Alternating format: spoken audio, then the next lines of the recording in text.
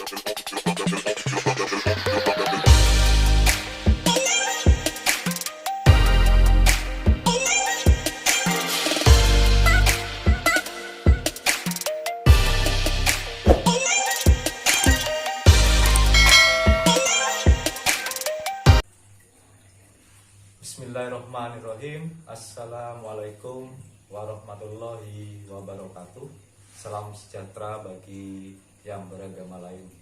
Perkenalkan, saya Edi Susanto, mahasiswa FKIP Unipar Jember, program studi pendidikan luar biasa PLB dengan nomor induk mahasiswa 221F10085.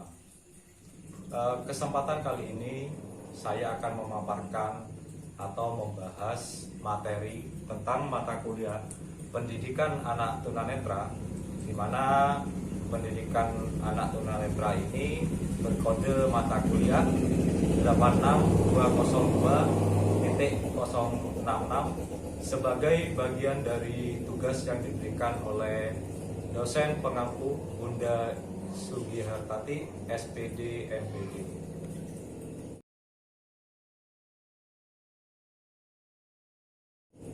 Apakah tujuan dari pembelajaran mata kuliah ini? Mata kuliah ini adalah tujuannya adalah agar saya sebagai mahasiswa dapat menjelaskan apa itu konsep dasar anak tunanetra. Sebelum saya masuk ke pembahasan, saya ingat nasihat dari Bunda Tati saat mempelajari dari channel YouTube beliau agar kita selalu bahagia dalam menjalani hidup dan semoga kita selalu menjadi orang yang berbahagia dan selalu dalam lindungan Allah Subhanahu wa taala. Amin amin ya rabbal alamin.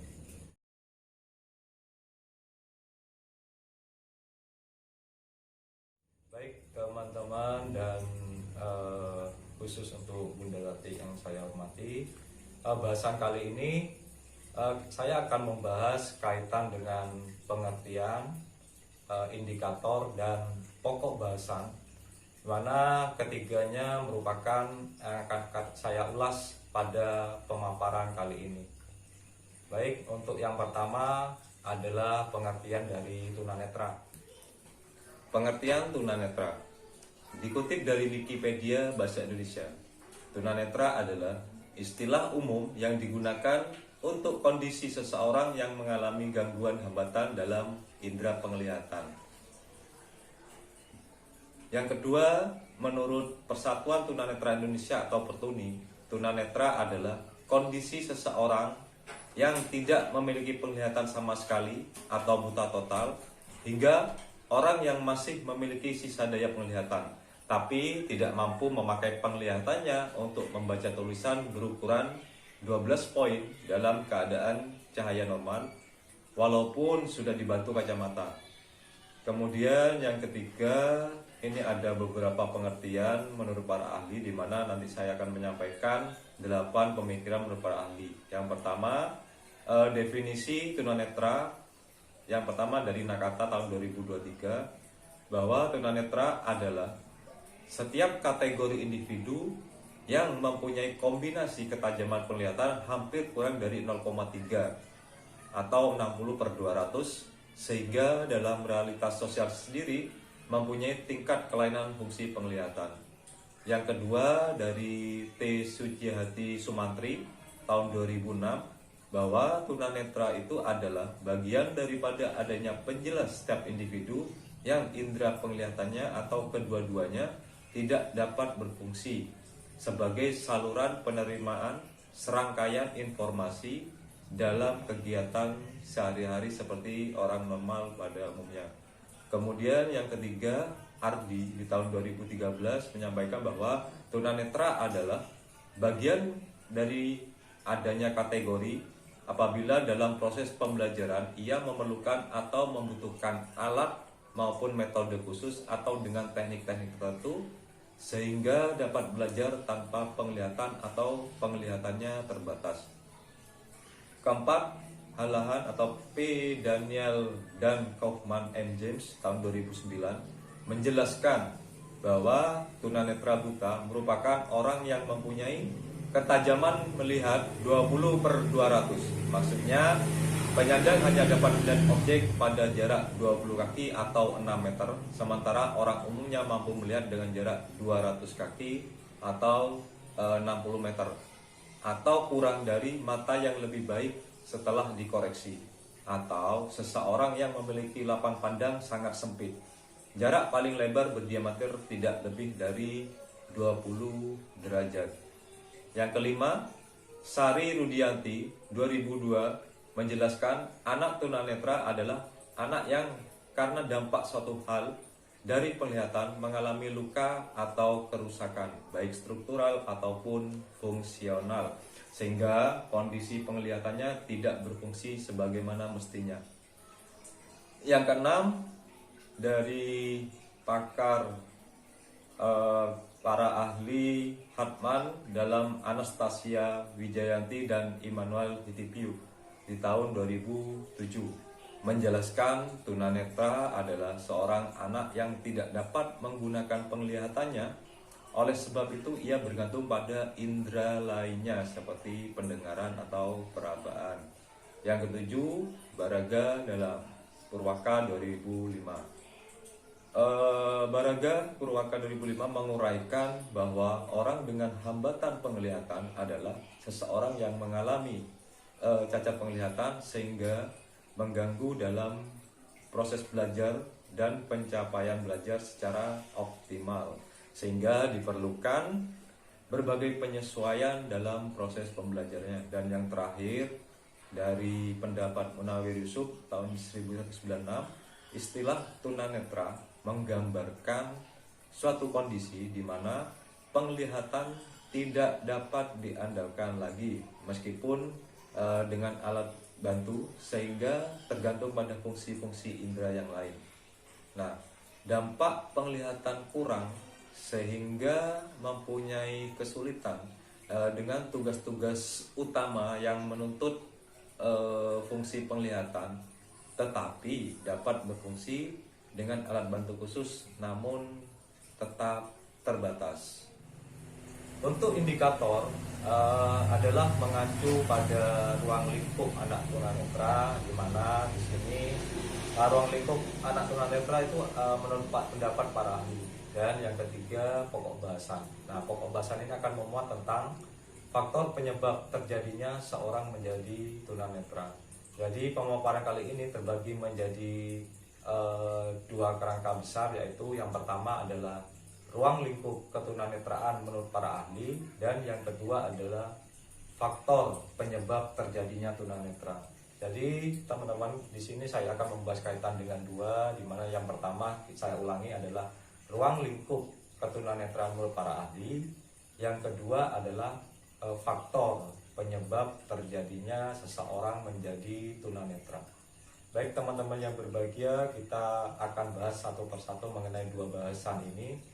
Yang pertama adalah ruang lingkup tunanetra menurut para ahli.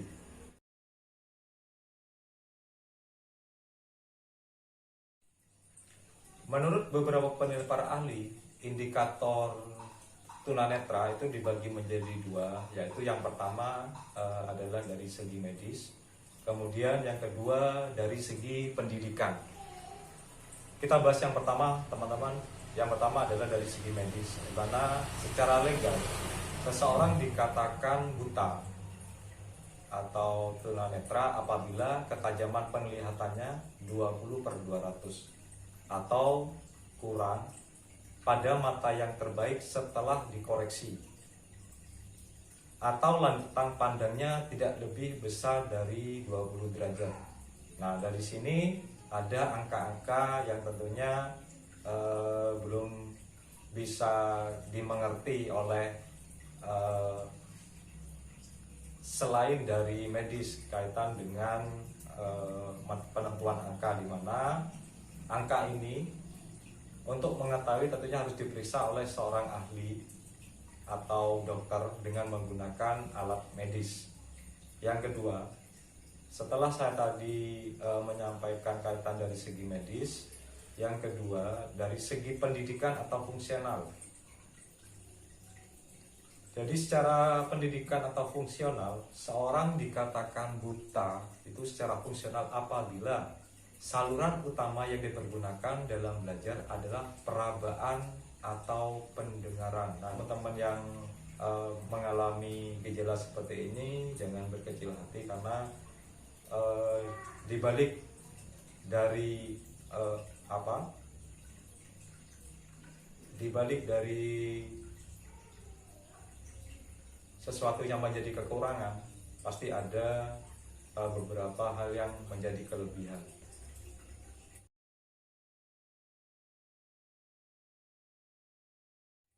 Teman-teman yang berbahagia, kita ketahui bahwa tunanetra itu dibagi menjadi dua, yaitu yang pertama adalah totally blank dan low vision.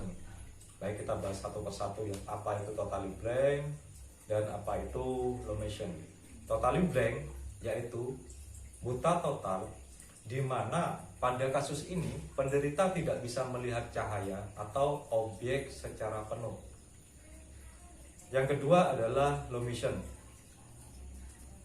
Low vision itu pengertiannya adalah di mana penderita itu masih bisa melihat cahaya atau objek karena masih ada sisa penglihatan. Jadi perbedaannya itu antara totally blank dan low vision. Jadi kalau totally blank itu penderita tidak bisa melihat cahaya atau objek secara penuh, sedangkan low vision itu masih bisa melihat cahaya karena masih ada sisa penglihatan. Nah, di sini setelah saya membahas kaitannya dengan pembagian tunanetra, kemudian kita bahas mengenai konsep dasar anak dengan gangguan penglihatan. Konsep dasar kegiatan, konsep dasar anak dengan gangguan penglihatan itu ada 5. Yang pertama adalah visual impairment, yang kedua adalah organ penglihatan, yang ketiga adalah visual disability, yang keempat adalah visual handicap, yang kelima normal atau pada umumnya. Baik, apa itu kelima kaitan dengan konsep dasar, kita bahas satu persatu. Yang pertama adalah visual impairment, di mana konsep ini merujuk pada kelainan yang berkaitan dengan kerusakan atau fungsinya. Kemudian yang kedua, organ penglihatan. Nah, konsep ini banyak digunakan di dalam dunia medis. Kemudian yang ketiga adalah visual disability. Konsep ini merujuk pada keterbatasan atau hambatan pada diri seseorang dalam menjalankan dan fungsinya karena gangguan penglihatan dalam aktivitas dalam kegiatan sehari-hari. Kemudian yang keempat adalah visual handicap, di mana konsep ini menggambarkan kelainan pada situasi tertentu berdasarkan kriteria. Yang kelima, normal atau pada umumnya. Nah, itu tadi secara umum mengenai 5 konsep dasar anak dengan gangguan penglihatan. Baik teman-teman serta Ibu Sugihartati yang saya hormati, untuk selanjutnya saya akan menyampaikan kaitan dengan penyebab ketunanetraan. Penyebab ketunanetraan itu terbagi menjadi 3, teman-teman ya, yang berbahagia. Yang pertama adalah penyebab prenatal, yang kedua adalah natal, kemudian yang ketiga adalah postnatal. Jadi ada 3. Saya ulangi, prenatal, natal, dan postnatal. Baik, kita bahas satu persatu. Apa itu prenatal, apa itu natal, dan apa itu postnatal. Yang pertama adalah prenatal. Nah, prenatal itu maksudnya bahwa penyebab ketunanetraan ini sebelum lahir, di mana dalam prenatal ini ada beberapa faktor yang menyebabkan. Yang pertama adalah genetik atau keturunan. Kemudian yang kedua, selain dari genetik atau keturunan, itu adalah pertumbuhan seorang anak dalam kandungan. Nah, yang ketiga, gangguan waktu ibu hamil. Kita bahas yang pertama kaitan dengan penyebab secara genetik atau keturunan, nah ini berarti ada silsilah dalam keluarga itu yang memang memiliki pemicu untuk seseorang menjadi tunanetra. Kemudian pertumbuhan seorang anak dalam kandungan. Nah ini sangat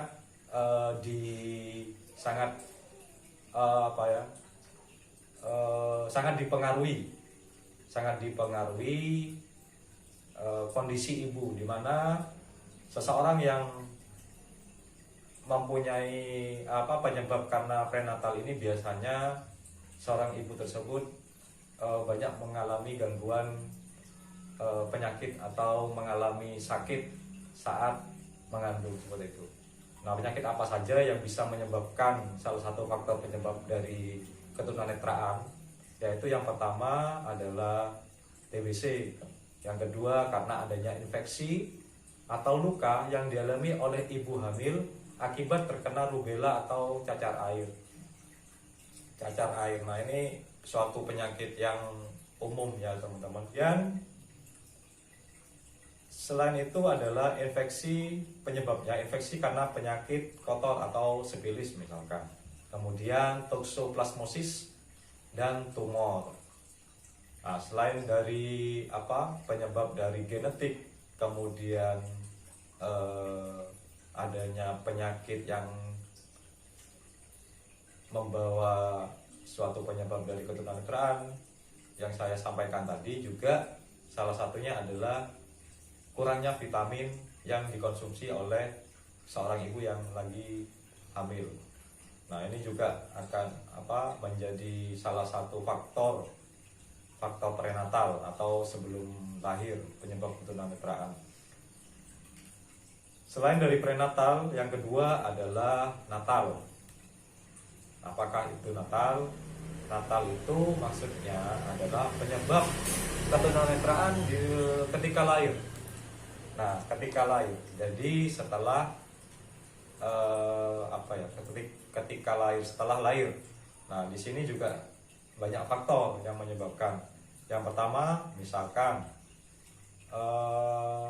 kerusakan pada mata atau saraf mata pada waktu persalinan. Nah, pada waktu persalinan berarti juga ada faktor eksternal atau dari tenaga medis yang memiliki peranan sehingga anak tersebut menjadi tunanetra, dalam artian tindakan yang salah sehingga anak menjadi tunanetra. Yang kedua, misal kelahiran sungsang, kemudian bayi prematur atau bayi yang usia belum usia lahir tapi karena ada beberapa faktor harus dilakukan persalinan seperti itu. Kemudian bayi postmatur. Yang lainnya faktornya adalah kekurangan oksigen. Nah, kekurangan oksigen ini misal air ketuban itu pecah dulu gitu sebelum terjadinya kelahiran. Kemudian yang setelah kekurangan oksigen, salah satunya juga menjadi beberapa faktor adalah proses kelahiran yang membutuhkan waktu yang lama. Nah, ini biasanya kalau sekarang sih nggak ada ya, karena tenaga medis untuk kelahiran yang jika memang tidak dipaksakan untuk lahir secara normal, biasanya dilakukan operasi sesar. Nah, ini biasanya terjadi pada banyak dari ibu hamil yang masih menggunakan jasa dukun beranak seperti itu misalkan. Itu memang menjadi salah satu faktor. Yang kemudian selain itu adalah tulang ibu yang tidak proporsional atau distorsi cephalopelvic. Nah, ini dia salah satu atau beberapa yang menyebabkan ketunanetraan dari natal atau ketika lahir. Kemudian setelah saya membahas kaitan dengan penyebab yaitu prenatal, natal, dan postnatal. Postnatal itu adalah faktor setelah kelahiran. Jadi Saya ulangi, prenatal itu sebelum lahir, kemudian natal itu ketika lahir, dan yang ketiga adalah postnatal atau adalah faktor setelah kelahiran, di mana faktor ini disebabkan oleh penyakit mata yang menyebabkan ketunanetraan. Penyakit mata yang menyebabkan ketunanetraan. Jadi faktor setelah kelahiran. Nah, dari sini bisa kita ambil suatu kesimpulan bahwa seseorang yang bukan disabilitas akan bisa juga menjadi disabilitas tunanetra karena faktor dari luar atau faktor dari penyakit mata.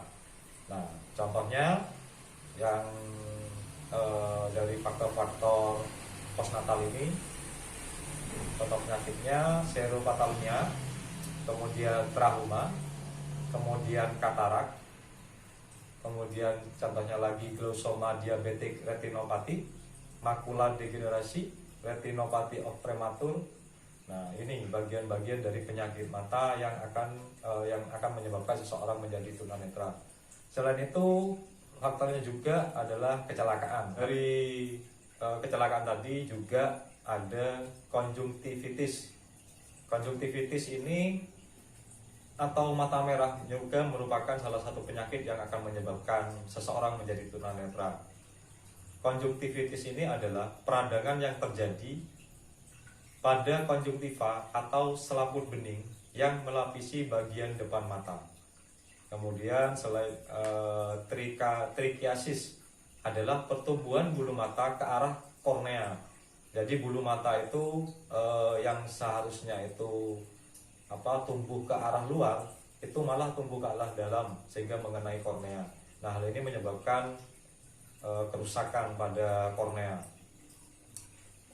Kerusakan itu terjadi karena yang berawal dari iritasi penderita. Nah, setelah iritasi berat itu akan menyebabkan juga salah satu faktor untuk seseorang menjadi tunanetra. Itu tadi pemaparan dari saya kaitan dengan materi atau mata kuliah pendidikan anak tunanetra. Semoga pemaparan kali ini bermanfaat. Kurang lebihnya saya mohon maaf. Wassalamualaikum warahmatullahi wabarakatuh.